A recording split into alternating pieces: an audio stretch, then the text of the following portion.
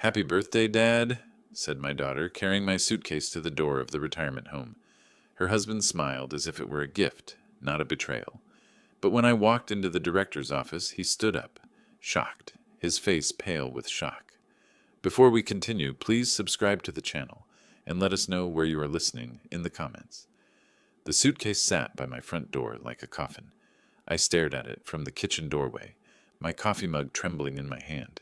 Brown leather, brass clasps, the one Ellen and I bought for our honeymoon 45 years ago. But I hadn't packed it. Hell, I hadn't even touched it since we stored it in the closet after her funeral. My bare feet felt cold against the hardwood as I approached it. The zipper was pulled tight, corners bulging with hastily stuffed clothes.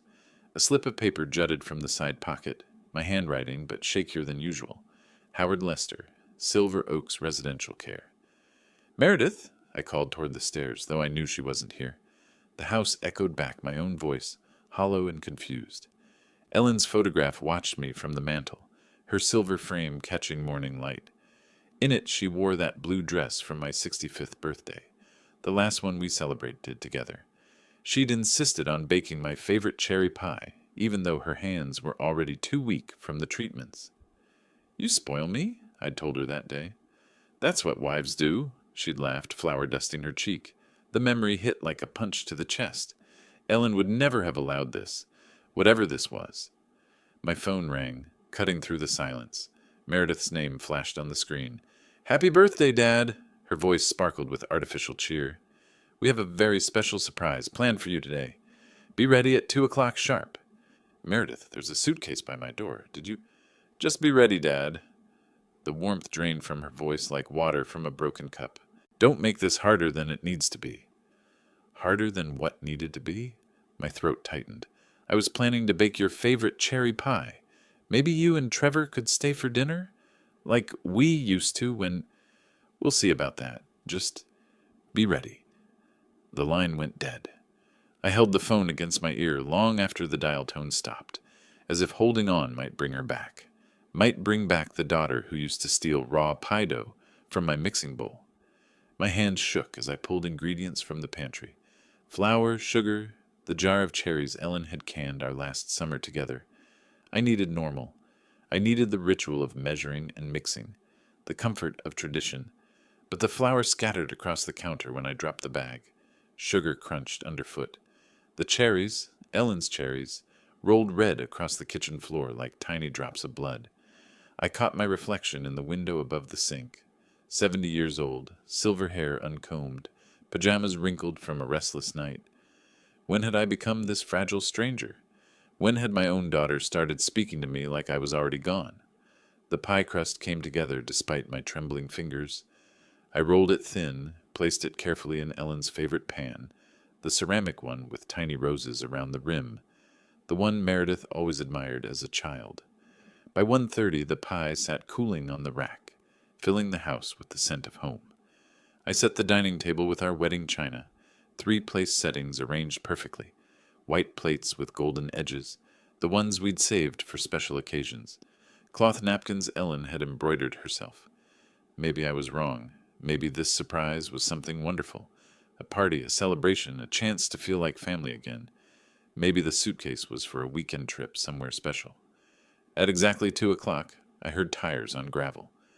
Through the lace curtains, I watched Meredith's silver SUV pull into my driveway. She sat in the passenger seat checking her phone. Trevor was driving, his profile sharp and focused. Neither of them looked toward the house where I stood waiting.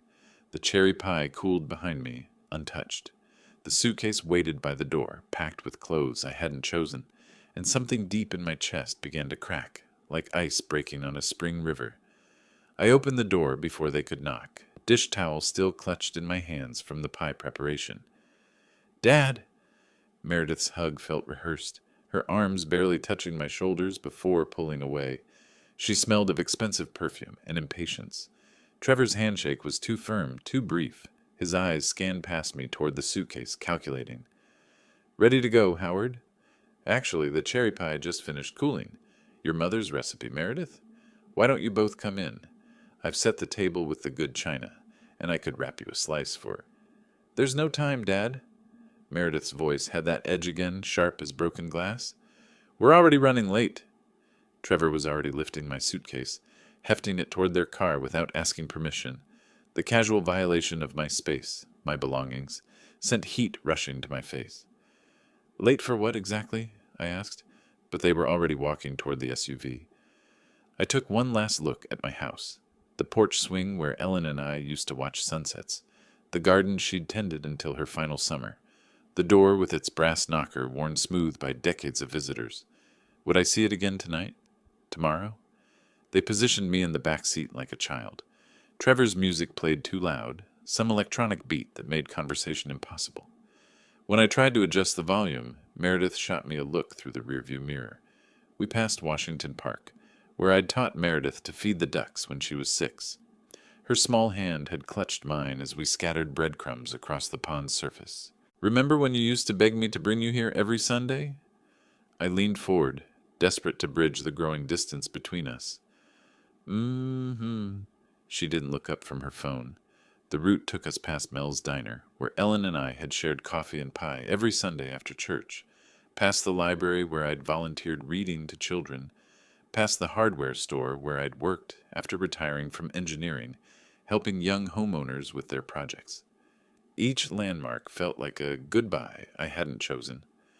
Where exactly are we going? I finally asked as we turned onto unfamiliar roads heading east. Trevor caught my eye in the mirror, his smile sharp and satisfied. Somewhere you'll be much happier, Howard. Trust us. The word trust sat bitter in my mouth. When had my daughter and her husband started speaking about me rather than to me? When had I become Howard instead of Dad? Meredith was texting someone, her fingers flying across the screen. I caught fragments. Finally doing it, and oh wah, much better this way. The phone's blue light reflected off her face, making her features look cold and unfamiliar.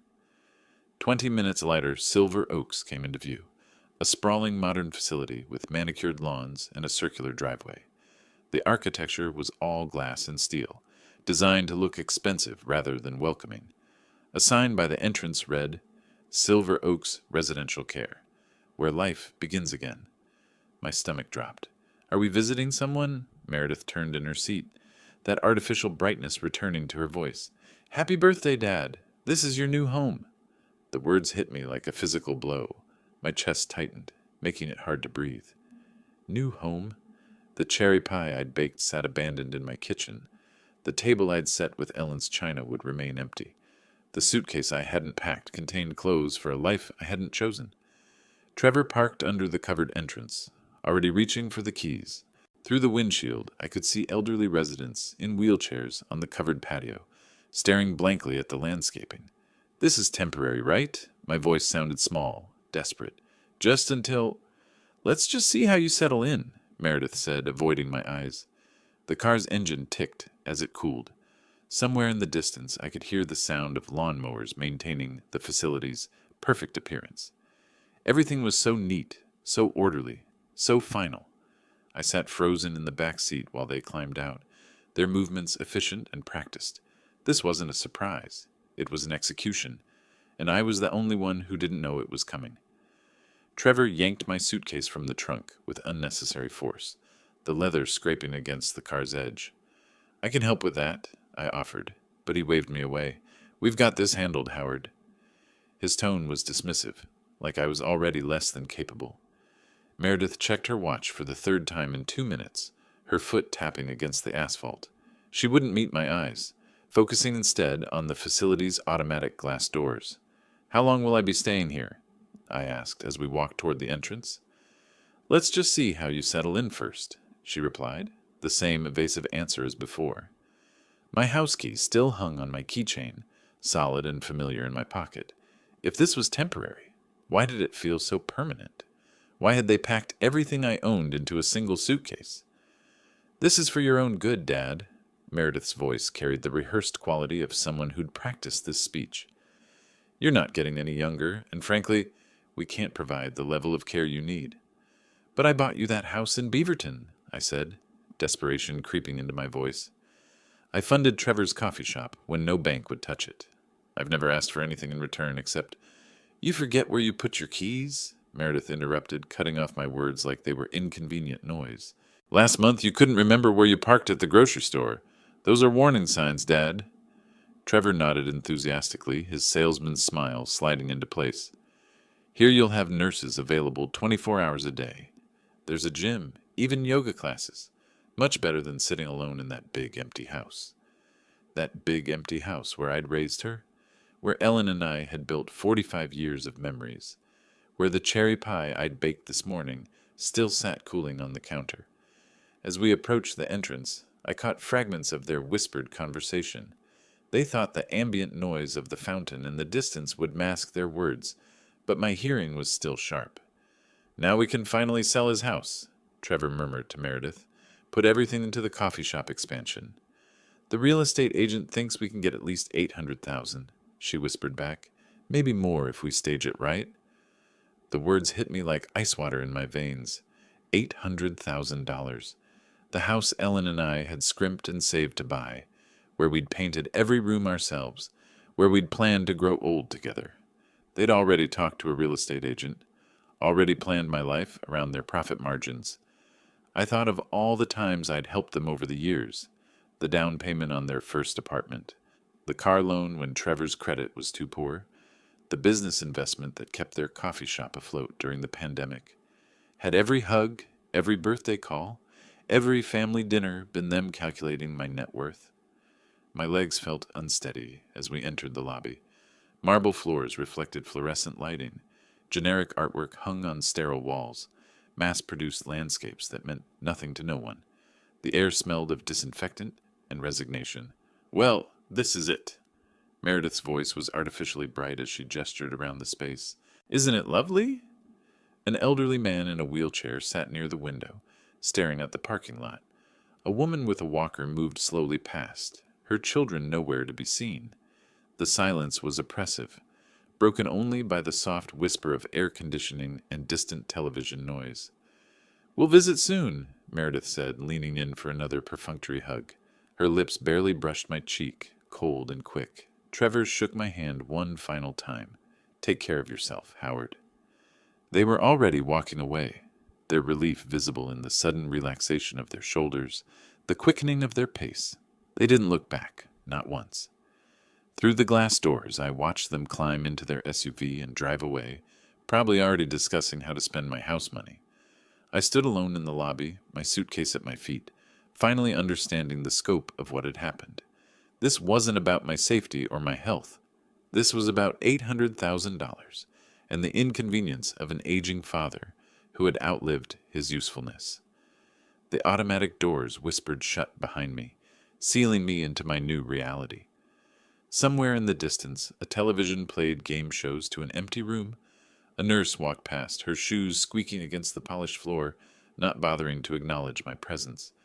I was no longer Howard Lester, retired engineer, loving husband, generous father. I was a resident, a problem solved, a house sold. But as I stood there, something cold and calculating began to crystallize in my chest. They had underestimated me in fundamental ways. They knew about the house, but not about the investment portfolio Ellen and I had built. They knew about my age, but not about my connections. They knew about my loneliness, but not about my capacity for strategic thinking. I picked up my suitcase and walked toward the reception desk, my footsteps echoing in the sterile space. If they wanted to play games with my life, they were about to learn that 70 years of experience had taught me a few things about winning. Mr. Lester? A woman's voice cut through my spiral of thoughts. I'm Jennifer, your care coordinator. She approached with the practiced sympathy of someone who delivered this speech hundreds of times. Soft scrubs, comfortable shoes, a badge photo that looked optimistic about working with elderly residents. Her smile never quite reached her eyes. Ready to see your new home?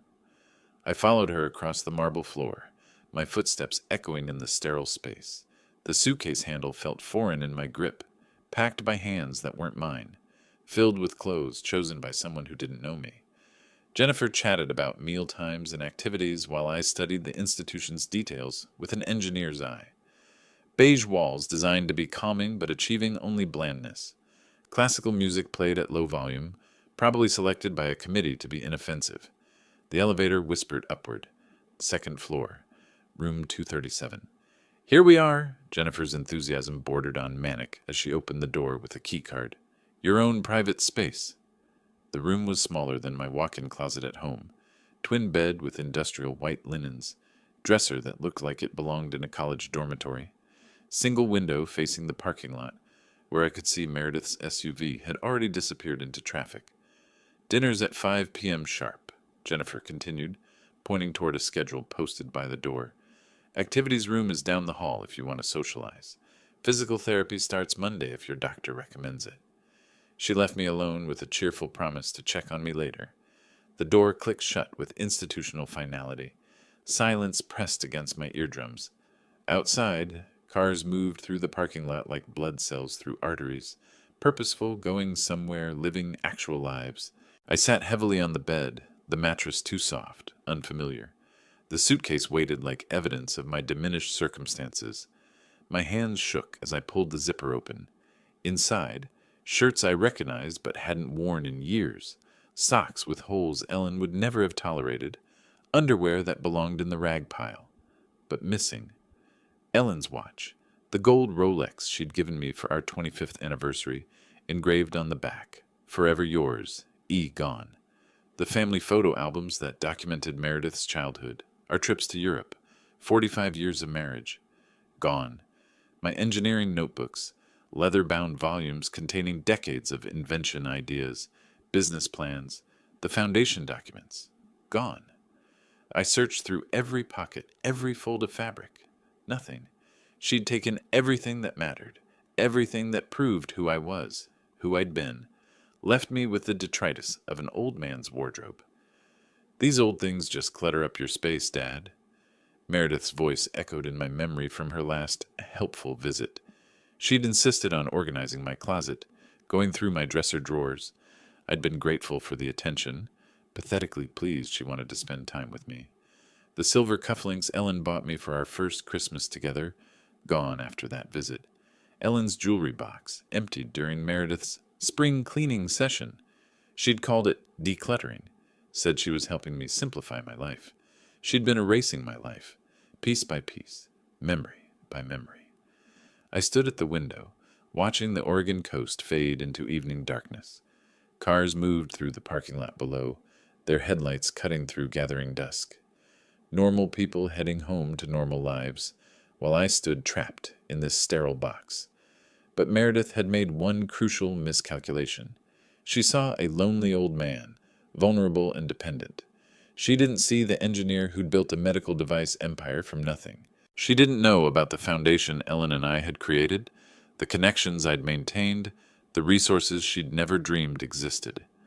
Somewhere in the distance, I heard the soft ding of the elevator arriving, footsteps in the hallway, a staff member approaching the building entrance below. Time to remind everyone exactly who they were dealing with. I walked through Silver Oaks with purpose now, my stride confident, despite the institutional carpet designed to muffle sound.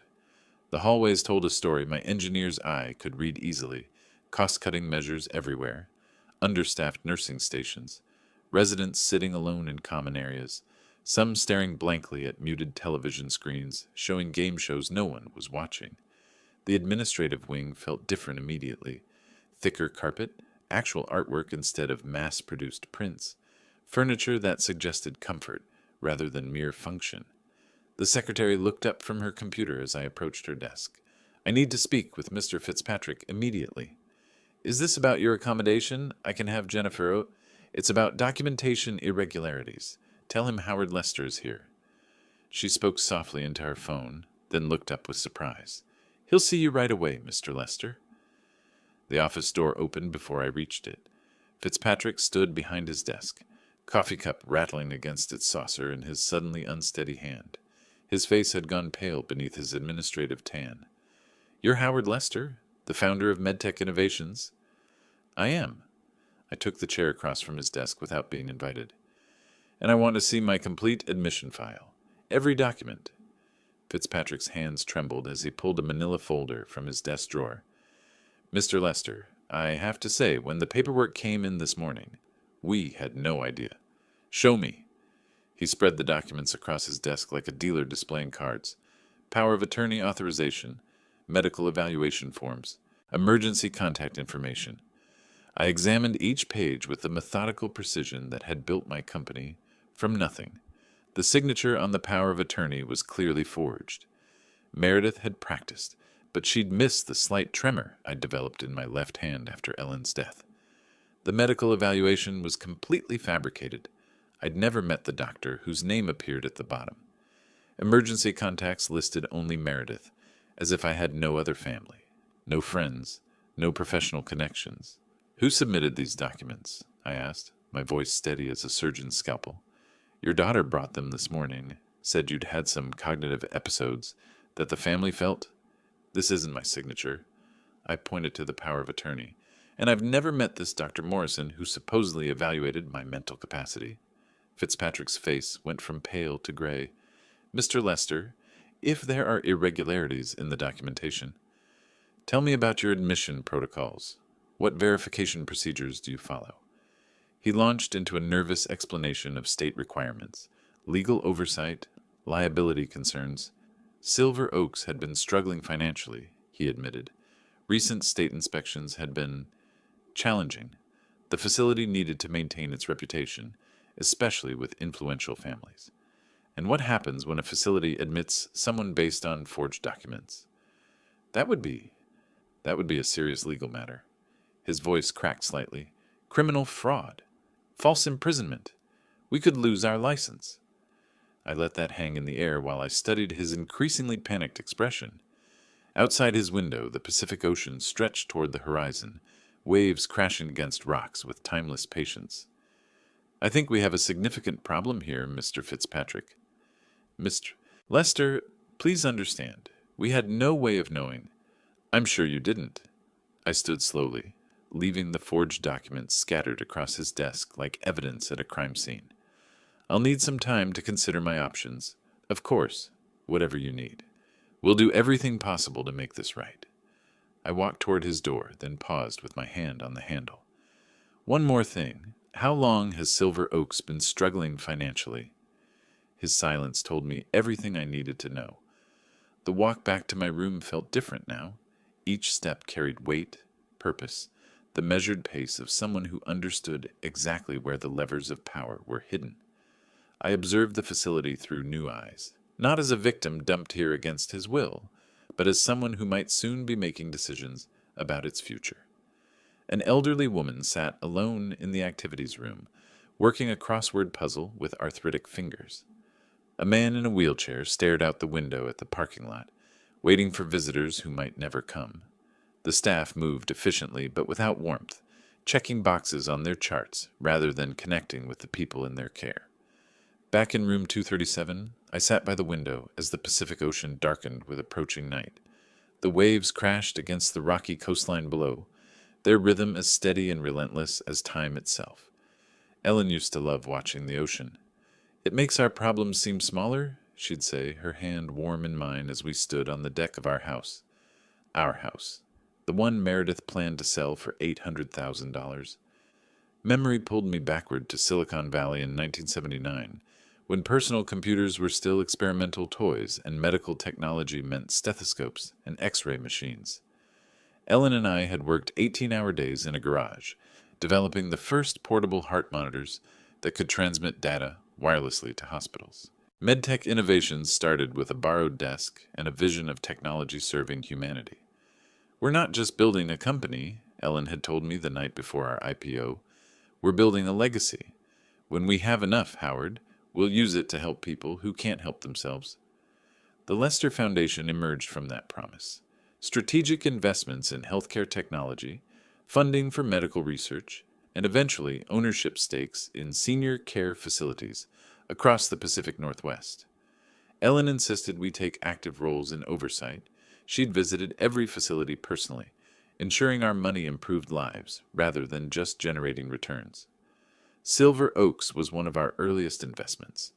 15% ownership, enough to influence policy but not enough to control day-to-day operations. Ellen had believed in their mission statement about dignity and independence for seniors. She'd have been devastated to see what it had become. Meredith had no idea, none whatsoever. She thought I was just some old engineer living on Social Security and the equity in his house. She'd never shown interest in the foundation, never asked about my business relationships, never bothered to understand the infrastructure Ellen and I had built together. In her mind, I was already dead, just an inconvenient body that hadn't stopped breathing yet. I pulled out my phone and scrolled through contacts I hadn't called in months. Marcus Henley, the Foundation's general counsel, Sarah Chen, our investment manager, Dr. Rebecca Santos, who oversaw our healthcare initiatives. People who understood that the Foundation wasn't just money. It was power, applied with precision and purpose. The ocean waves below seemed to pulse with Ellen's voice. Use what we built, Howard. Make it matter. I stood at the window as sunset painted the sky in shades of gold and crimson. Somewhere behind me, the institutional sounds of Silver Oaks continued. Dinner announcements, medication rounds, the quiet desperation of people waiting to die. But I wasn't one of them. Not anymore.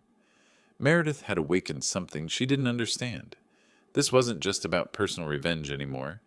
This was about systemic change, about using the tools Ellen and I had built to transform not just my situation, but the situations of everyone who'd been forgotten, dismissed, or discarded by family members who saw dollar signs instead of human beings. I touched Marcus Henley's number on my phone screen. Time to remind the world that Howard Lester wasn't dead yet. The morning after my phone call to Marcus, I sat in Silver Oaks' dining room, watching the sunrise paint the Pacific Ocean in shades of gold and amber. Other residents shuffled past with their breakfast trays, most avoiding eye contact, still treating me like a fellow victim rather than what I'd become overnight. Marcus had worked through the night with our legal team. By 8 a.m., 3 attorneys were already in Portland, armed with documentation that would unravel Meredith's carefully constructed fraud, piece by piece. Mr. Lester, Jennifer approached my table, her usual cheerful demeanor replaced with nervous respect. Mr. Fitzpatrick would like to see you in his office. I found him pacing behind his desk, phone pressed to his ear, sweat beading on his forehead despite the morning coolness. When he saw me, he ended his call abruptly. That was our insurance company, he said without preamble. They're very concerned about our liability exposure.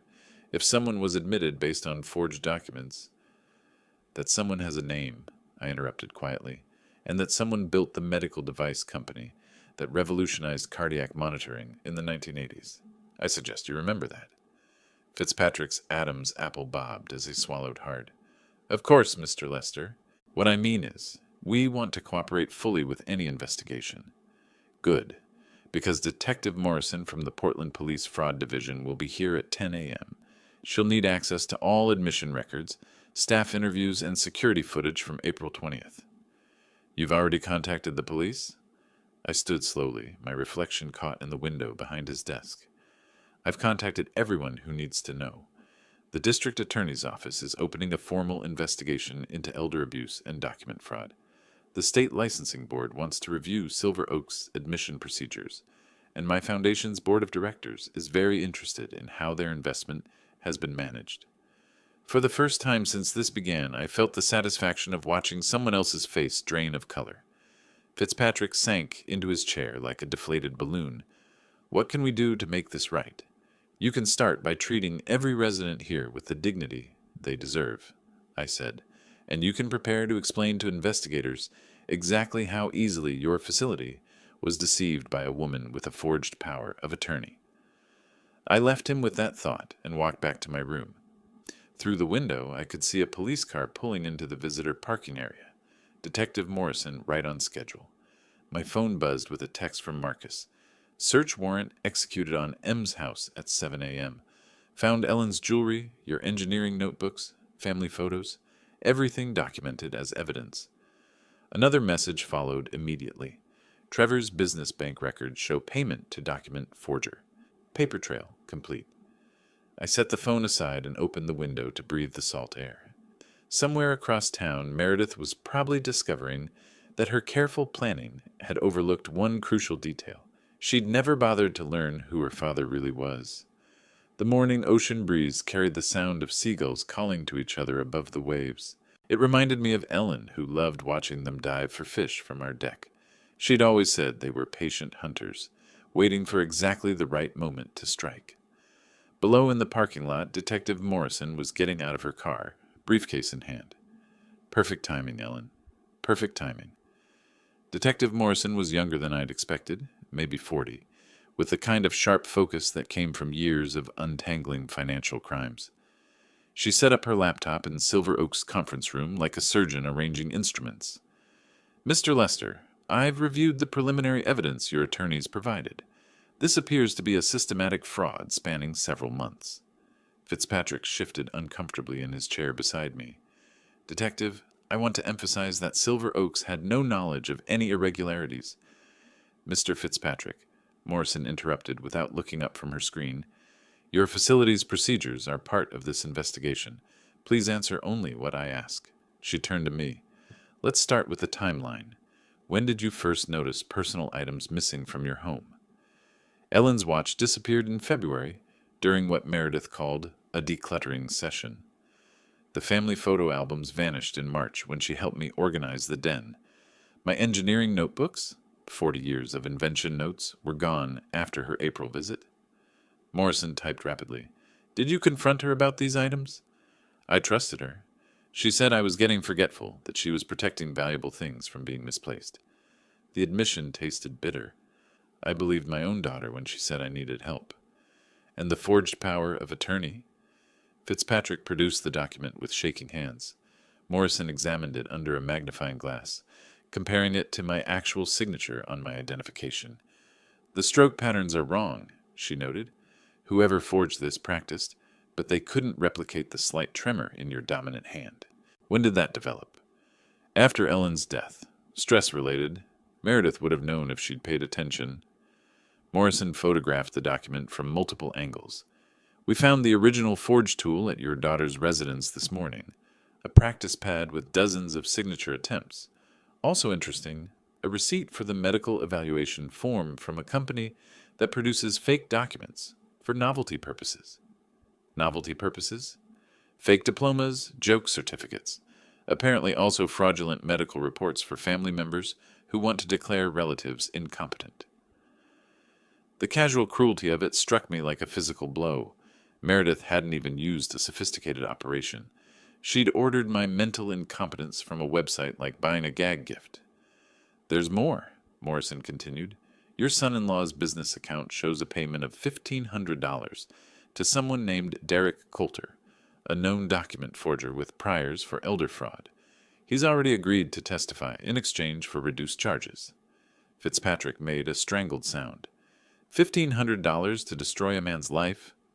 Actually, Morrison said, consulting her notes, the payment was itemized as consultation services. Very professional. They even asked for a receipt. She showed me photographs from the search warrant execution, my dining room table covered with evidence bags, Ellen's jewelry laid out like pieces of a puzzle, my engineering notebooks, the leather covers worn smooth by decades of use, family photos scattered across the kitchen counter where Meredith had apparently been deciding which memories to erase. The interesting thing, Morrison continued, is how methodical this was. Your daughter created a paper trail, proving your alleged incompetence, while simultaneously stealing evidence of your actual achievements. It's like she was trying to rewrite history. Through the conference room window, I could see Edna in her wheelchair, reading a book in the courtyard. Lyle was setting up a chessboard nearby, though the chess club had been canceled months ago due to budget constraints. Normal people living diminished lives because institutions prioritized profit over dignity. Detective Morrison, what happens next? Grand jury indictment, probably within 2 weeks. Elder abuse, fraud, conspiracy, identity theft. Your daughter and son-in-law are looking at substantial prison time if convicted. She closed her laptop with a definitive snap. Mr. Lester, in 20 years of investigating financial crimes, I've never seen such a complete paper trail. They documented their own criminal conspiracy. After she left, I sat alone in the conference room, watching the Pacific Ocean through salt-stained windows. Somewhere in Portland, Meredith was probably consulting lawyers, learning that her father wasn't the helpless old man she'd thought she was erasing. My phone rang. Marcus. Howard, you need to see the evening news. The evening news played on every television at Silver Oaks. Residents gathered in the common room, their dinner trays forgotten as the anchor delivered the story that would define my daughter's legacy. Portland police have arrested a local businesswoman and her husband on charges of elder abuse and fraud. Meredith Walsh and Trevor Walsh allegedly forged documents to have her 70-year-old father committed to a care facility against his will. Meredith's photograph filled the screen, a professional headshot from her coffee shop's website, all smiles and artificial warmth. The irony wasn't lost on me. The victim, Howard Lester, is the founder of MedTech Innovations and a prominent Portland philanthropist. Police say the suspects systematically stole personal belongings and planned to sell his house to fund their failing business. Edna wheeled her chair closer to mine. "Mr. Lester, is that really your daughter?" Before I could answer, my phone buzzed. Meredith. After 3 days of silence, she was finally calling. "Dad, please, you have to call off the police. This is all a misunderstanding." I walked to a quiet corner before responding. "A misunderstanding? You forged legal documents. You stole Ellen's jewelry. You had me declared mentally incompetent. We were trying to help you. The house is too big. You're all alone. Stop." My voice carried decades of accumulated authority. "Just stop lying. I know about the $1,500 to Derek Coulter. I know about the practice signatures. I know about your plan to sell my house." Silence stretched between us like a chasm. "Dad, if this goes to trial, it'll destroy our business. Aiden's college fund. You should have thought about Aiden before you decided to erase your father." I ended the call. 20 minutes later, my phone rang again. Aiden this time. "Grandpa, I just saw the news. I had no idea what Mom and Dad were planning." Hearing his voice, young, confused, ashamed, reminded me that innocent people get caught in the crossfire of other people's greed. "I know you didn't, son. Is it true? Did they really steal Grandma Ellen's things?" "Yes." A long pause, then, "I'm so sorry, Grandpa. If I'd known." "This isn't your fault, Aiden. Your parents made their choices. What happens now?" Through the window, I watched the sunset paint the ocean in shades of orange and gold. Ellen would have loved this view. She'd have forgiven Meredith instantly, found some way to excuse the inexcusable. But Ellen was gone, and I was tired of being everyone's victim. Now your parents face the consequences of their actions, and you decide what kind of man you want to become. The next morning, a news van was parked outside Silver Oaks.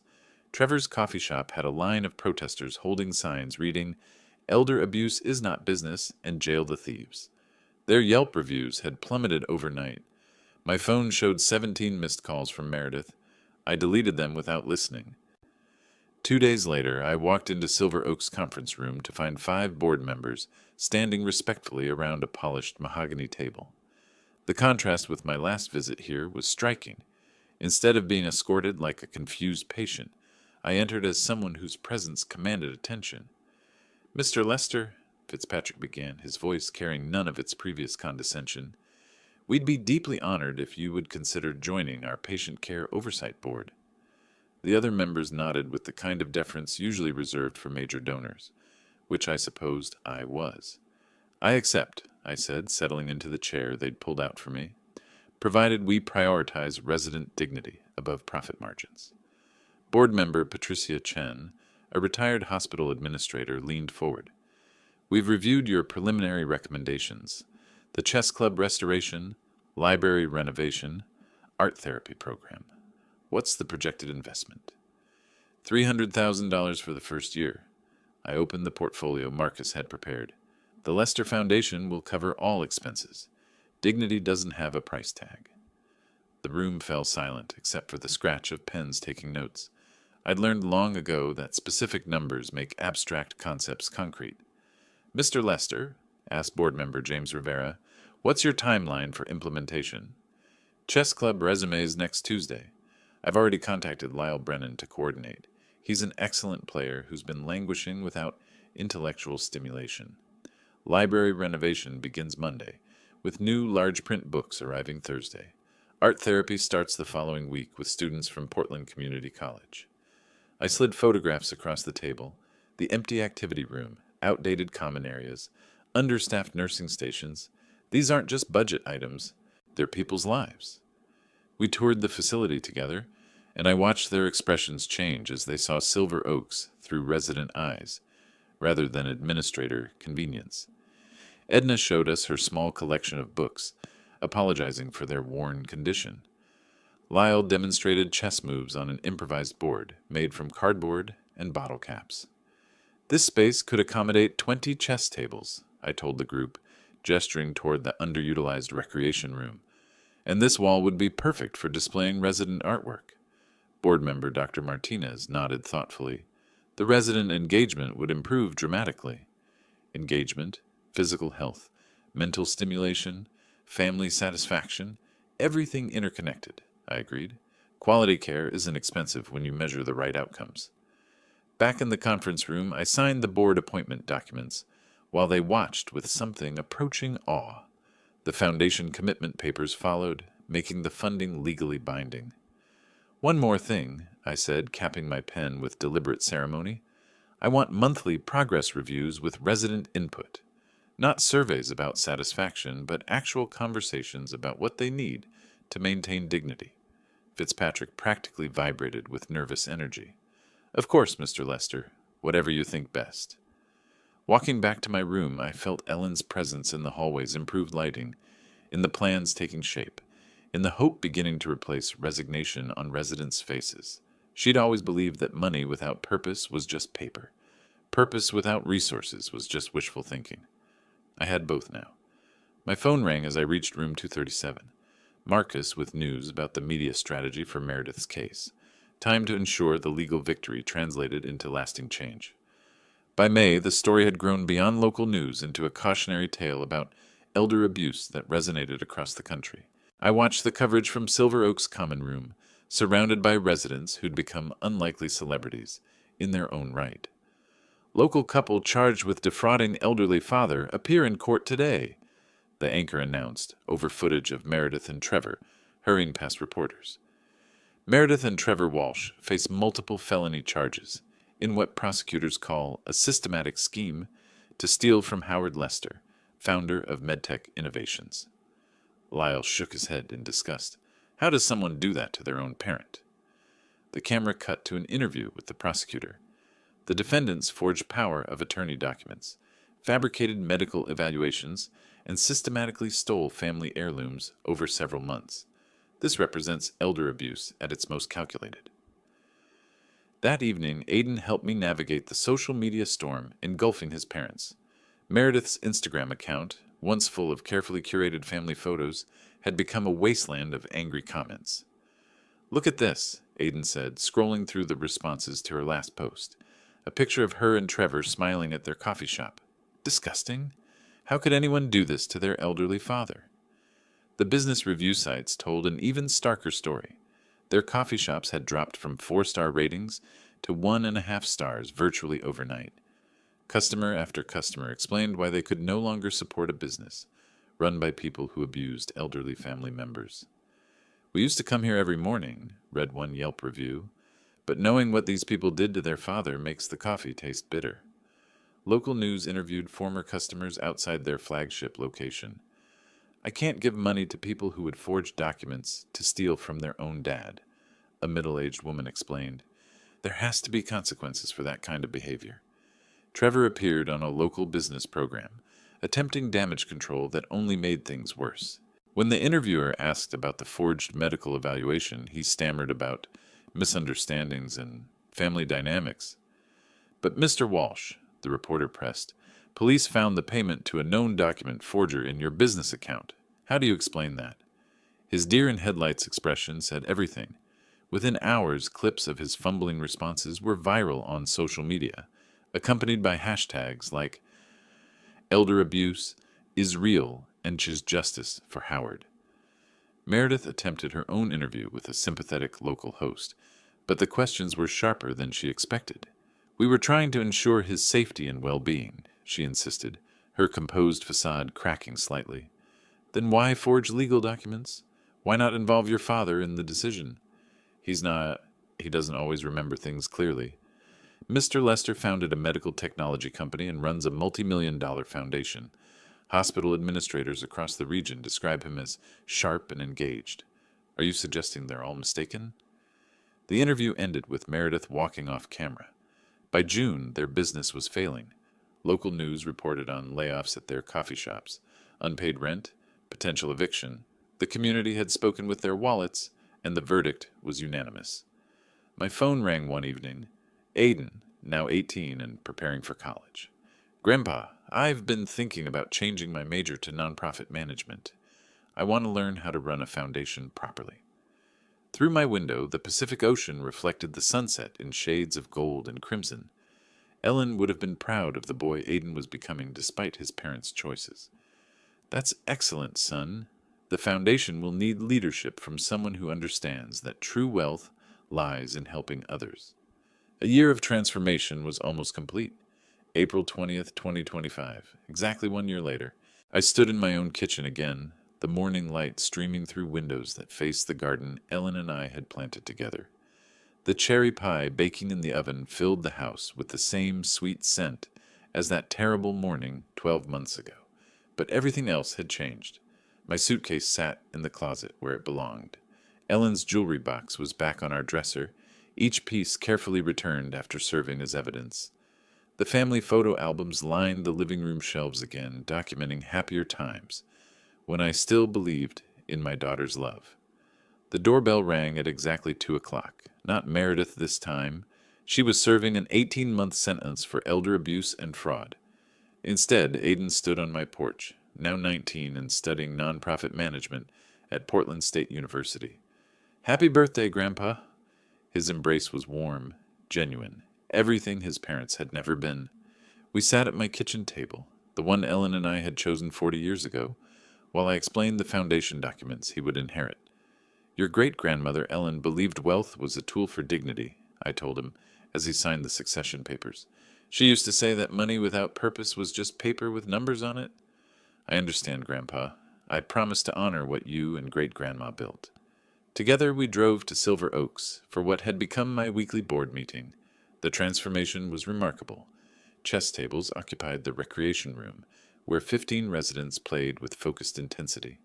The new library hosted Edna reading stories to visiting children from Lincoln Elementary. Art therapy sessions filled the East Wing with laughter and creativity. Mr. Lester, Lyle called from his chess match with a visiting grandson, come see the philosophy discussion group schedule. We're debating Aristotle next week. The bulletin board near the entrance displayed thank you letters from residents and families. Edna's note, written in her careful cursive, read, "You return dignity to forgotten people." A daughter whose mother now thrived here had written, "Mom is happy for the first time in 3 years." Fitzpatrick's quarterly report showed measurable success. A waiting list for admission, recognition from the state as a model facility. Staff retention up 60%. The excellence rating puts us in the top 5% statewide, he told the board with obvious pride. Excellence follows naturally when you treat people as human beings rather than inventory, I replied. Back in my kitchen as sunset approached, I placed a single candle on the cherry pie. Not from loneliness this time, but celebration.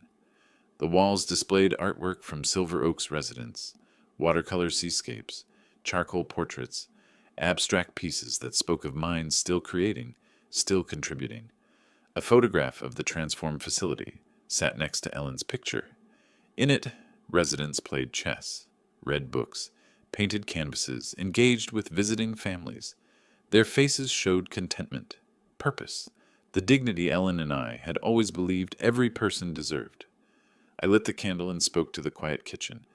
Happy birthday, Howard. You chose justice over revenge, transformation over destruction. The phone rang, Aiden calling from his dorm room. Grandpa, I wanted to tell you about my foundation management class. We studied your Silver Oaks transformation as an example of strategic philanthropy, creating systemic change. Through the window, the Pacific Ocean reflected the day's last light. Somewhere in the distance, seagulls called to each other above the waves. Patient hunters, Ellen used to say, who knew exactly when to strike. I picked up the phone, surrounded by evidence of a year that had transformed betrayal into purpose, loneliness into legacy, and victimhood into victory. Tell me all about it, son. We have important work ahead of us.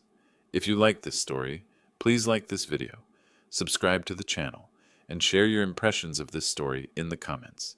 To listen to the next story, click on the box on the left. Thank you for watching.